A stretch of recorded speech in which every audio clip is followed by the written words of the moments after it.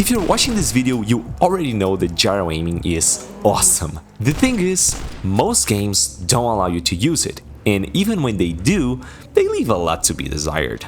Since 2023, I created this channel with the mission to create a standard, an option to my fellow gamers that is easy to use and doesn't require a lot of time to set up and just start playing. Shout out to my Patreons and YouTube members who chose which games I would be playing each week of this month. It's thanks to them that all the games that you see in this video can be played with gyro and or flickstick. My configurations can be easily imported by any PC player using any controller or device with gyro support and Steam input support. Links in the description. The first game that I played this month was Silksong. No, I'm just kidding. That's not a gyro game. The first gyro game that I played this month was Demon X Machina. I've played this in the same week that the sequel was released, and just by remembering the trailers for the second one, I can already tell this game is much jankier. In this game, you follow a team of mecha pilots that go on missions, Monster Hunter style, to protect what's left of humanity. It's funny because this game works great with gyro, but not on purpose. You see, this is a low-effort port. So the mouse cursor doesn't work on menus, the button prompts will always display gamepad prompts, and these things were supposed to be a problem for PC players. But no, they're actually perfect for us. The thing that isn't perfect, however, is that the sensitivity is tied to the frame rate. So if you want to disable mouse acceleration and have a properly calibrated gyro, you need to cap the frame rate. I kept the frame rate at 60 FPS because that's the most common frame rate and because I believe Steam Deck users wouldn't be able to go much higher than that, so mixed inputs work flawlessly and it's overall a fun time. But I have to be real with you, I think this is the kind of game that I would really enjoy playing, but that was the same week that Silksong released, so I'm sorry, I just wanted to pump this configuration out and go play that instead. Which is not something that I can say for the next game. I was really excited to play Borderlands 4. I feel like the Borderlands franchise is really popular with gyro aiming, and most games in the series work exceptionally well with them. So it was really important to me to create a gyro configuration for Borderlands 4. Unfortunately, this game has some problems. First, the sensitivity is tied to the FOV, and there is no way of turning off mouse smoothing in the game. You need to edit a configuration file for that, and that's a terrible decision. It's the first time that this happens in the franchise, by the way. However, the problem that most people are talking about right now is the performance.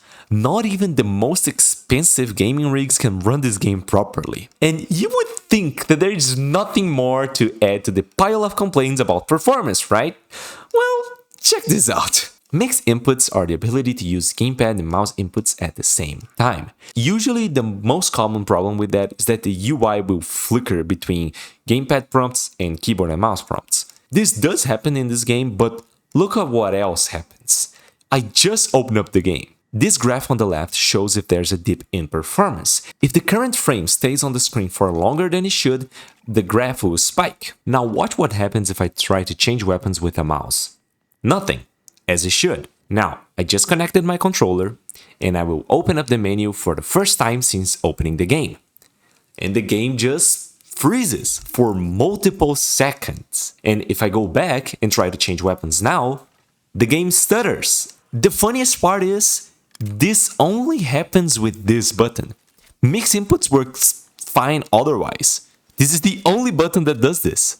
Like, what the hell? So here's my solution. Changing weapons with the weapon wheel sucks anyway, so I changed the L1 button to be a button cord. So my ultimate will only trigger when I press L1 plus R1, and L1 will be the modifier button. So I hold L1 plus the face buttons to change weapons. It's quick, it's elegant, and honestly, it's one of my favorite ways to change weapons in games.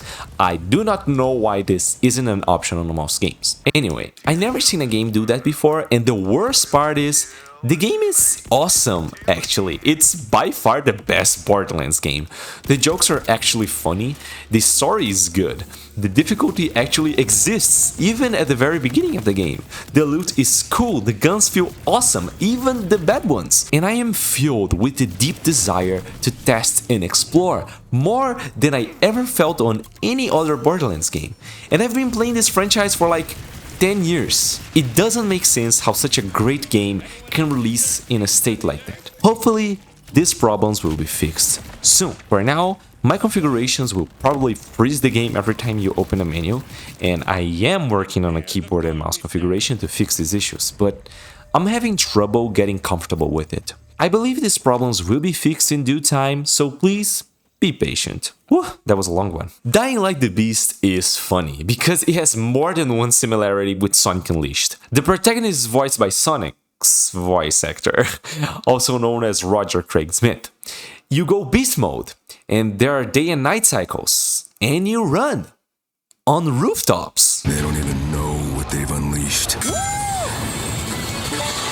Jokes aside, I'm really glad I like this game.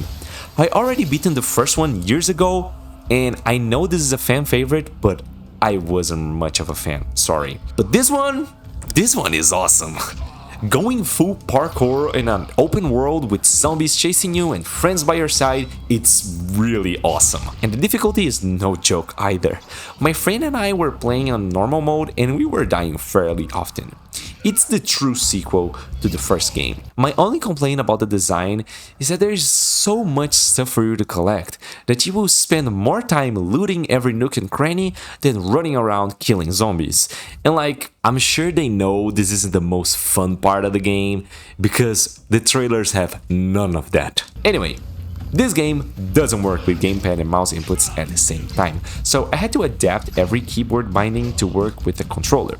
It's a bit janky, like interacting with some NPCs requires you to enable the menu action set to press the proper buttons, but other than that, it works surprisingly well. I'm able to control the game with confidence, which is not something that I can say about a lot of other games that require me to do the same. Not super seamless, but you know, it's still a lot of fun. Besides, I'm pretty far into the game and I've been using my own configuration, so I can guarantee that this one works really well. Dusk is a Quake clone in the best way possible. I think. I actually never played Quake before.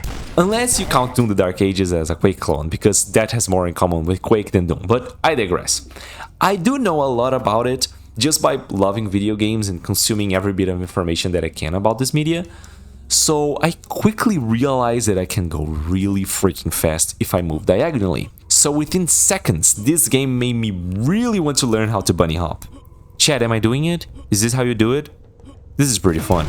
Though I have to say, I accidentally went really fast at the end of a ladder and I got stuck behind the wrong side of the level. I even got an achievement, but I have no idea how to get enough speed or height to get back. Anyway, this game is really cool. Controller support works well, but there's a problem with mixed inputs where the character will delay the start of his movement, so the left stick is bound to WASD. Other than that, it's pretty much flawless. And bonus round! If you watched this far into the video, please consider liking and subscribing. Shooty Robot Invasion is something. It's a cute little game with incredible stylized visuals, funny characters, and gags. In this game, each level has you interacting with many characters and helping them through the robot invasion.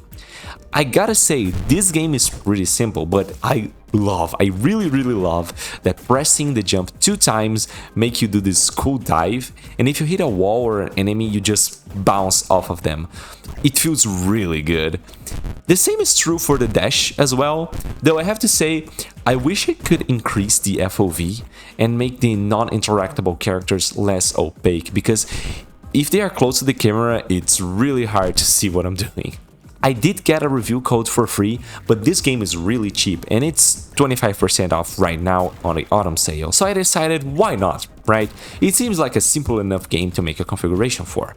And it was, but that's what's funny. I feel like the more complex the game is, it's more likely it won't have mixed inputs. If it's an indie game like Ultra Kill, Dusk, and this one, it's most likely there, but if it's a huge AAA, then no, mixed inputs are off the table. Of course, that's not a rule, but still it's weird that it happens fairly often.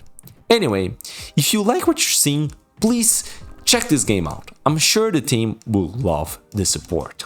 If you want to import any of these configurations, you can check them out on my configuration collection, or on my Patreon page, or here on the post tab on YouTube. Also, if you use one of my configurations, make sure to leave a like on them. Yeah, you can do that. It really helps to spread the word. Huge shout out to my Patreons: Christopher Fox, Thana Oath, Easy, Ars Poetic, Oryx Gazella, and Only Else.